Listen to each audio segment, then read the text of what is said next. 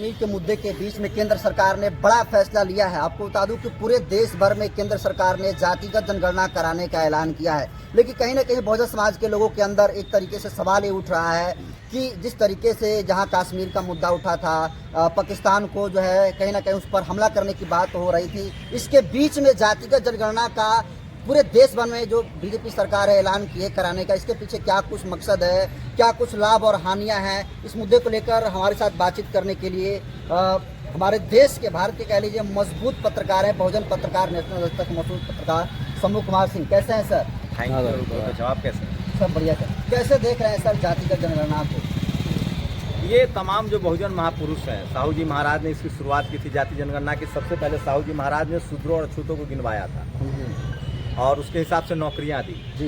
उसके बाद अंग्रेजों के समय में 1931 में जाति जनगणना हुई और उसके बाद से ये अनाउंस हुआ है, हो जाए तब इस पर बात करेंगे। अनाउंस होना ही बड़ी बात है और इसके लिए तमाम मान्यवर कांसी राम साहब हों, मायावती जी हों, सोनेलाल पटेल हों, रामस्वरूप वर्मा हों, रामविलास पासवान हों, करुणानिधि हों, नीतीश कुमार, लालू यादव, तमाम, शरद यादव, जीवन भर वो लड़ते रहे, चौधरी चरण सिंह, देवीलाल, जननायक भारत रत्न कर्पूरी ठाकुर, तमाम इस देश के शोषित वंचित नेताओं ने जो लड़ाई लड़ी थी उसका अब असर होने लगा। जब हमारे नेता लड़ रहे थे तब समाज उतना शिक्षित नहीं था। आज 90% जो शोषित वंचित समाज है वो लगभग 60% एजुकेटेड हो गया। ये दबाव है, आने वाली सदी 21वीं सदी बाबा साहब की सदी होगी, संविधान की सदी होगी और भारत मजबूत मुल्क बनेगा जाति जनगणना होने के बाद। और ये पाकिस्तान जैसे लोग आंख उठा के भी नहीं देख पाएंगे। बिहार में भी सर जाति का जनगणना हुई, सारा रिपोर्ट सामने है, लेकिन फिर भी जो है संख्या के हिसाब से भागीदारी नहीं मिल पाई, हिस्सेदारी नहीं मिल पाई। तो क्या केंद्र सरकार की क्या गारंटी कि वो जाति का जनगणना पूरे देश में कराएगी और सबको संख्या के हिसाब से हिस्सेदारी देगी? जाति जनगणना नहीं कराएगी तो सरकार सत्ता से बाहर जाएगी और जब जाति जनगणना होगा तभी तो कोलिजियम पर सवाल उठेगा, तभी तो पता चलेगा हाई कोर्ट, सुप्रीम कोर्ट में कौन लोग, किस जाति के लोग जज बन के बैठे हुए हैं, कितने जाट हैं, कितने पटेल हैं, कितने मराठा है जिनको हिंदू कहा जा रहा है, यादव, कुर्मी, कुशवाहा कितने हैं, SC ST OBC कितने हैं, सबका पोल खुल जाएगा और तब पता चलेगा कि हाई कोर्ट, सुप्रीम कोर्ट में फैसले किस जाति को देखकर होते हैं। तो जाति जनगणना हर मर्ज का इलाज है, गरीबी का इलाज है, संवैधानिक प्रावधानों को लागू न करने वाले लोगों का इलाज है, ये एंटीबायोटिक है देश को मजबूत करने का। देश की सारी बीमारी दूर हो जाएगी एक झटके में।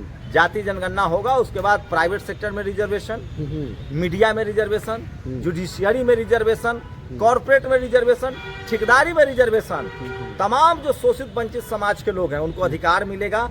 ये लोग जो झूठ फैलाता है दिन भर बैठ के कि फलाना इतना जात परसेंट है, फलाना इतना परसेंट है, सबकी पोल पट्टी खुल जाएगी। जातिगत जनगणना को लेकर हमेशा से विपक्ष जो है सरकार से सवाल पूछते आ रहा है, लेकिन जिस तरीके से सरकार एक लंबे गैप के बाद इसको जारी की है और वो भी कश्मीर जैसे मुद्दे के बीच में, क्या कुछ मंशा सही लग रही है सर? देखिए, हम लोग बहुत सज्जन आदमी है, देश का बहुसंख्यक आबादी ज्यादा थर्मामीटर नहीं लगाता है। ये हम लोग एकदम शरीफ आदमी है। सरकार ने कहा है नहीं कराएगी तो हम लोग लोकतांत्रिक लोग हैं, लोकतंत्र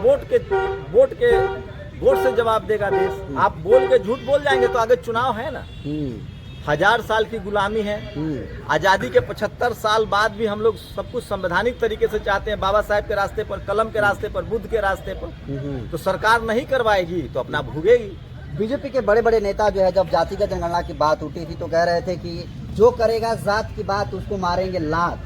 अब उन लोगों के चेहरे पर क्या बीत रही है? देखिए, बीजेपी के नहीं, इस देश में जो जातिवादी मनुवादी सोच के लोग हैं वही जाति जनगणना का विरोध कर रहे हैं। जो जातिवादी सोच का है, जो मनुवादी सोच का है, वो जाति जनगणना के विरोध। एक बताइए, कोई अस्पताल अगर मरीज का इलाज ना करे, कोई डॉक्टर ना इलाज करे तो उसके बारे में क्या कहेगा? वो डॉक्टर है कि हैवान है? हैवान।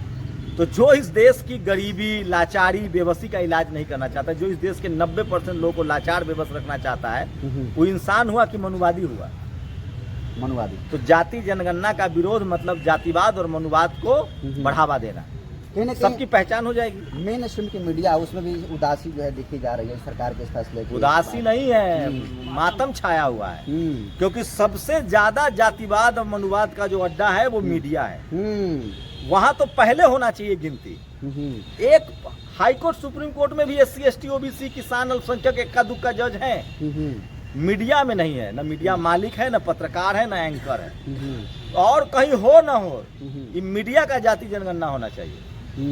यही लोग झूठ फैलाता है, यही लोग 9 को 13, 13 को 5 करता है। झूठा इस देश की मीडिया, इस देश की लोकतंत्र की बर्बादी के लिए, इस देश को कमजोर बनाने के लिए, सब कुछ के लिए इस देश का मीडिया जिम्मेदार है। बेरोजगारी के लिए मीडिया जिम्मेदार है, आतंकवाद के लिए मीडिया जिम्मेदार है। अभी सोचिए, पहलगाम में आतंकी हमला हुआ, धर्म पूछ के मारा ना, ये सच है। इसका मतलब जो आतंकी है पाकिस्तानी, वो चाहता है कि यहाँ हिंदू मुस्लिम हो, और यहाँ का मीडिया क्या करता है दिन भर, हिंदू मुस्लिम। तो आतंकवाद से सीधा संबंध किसका है?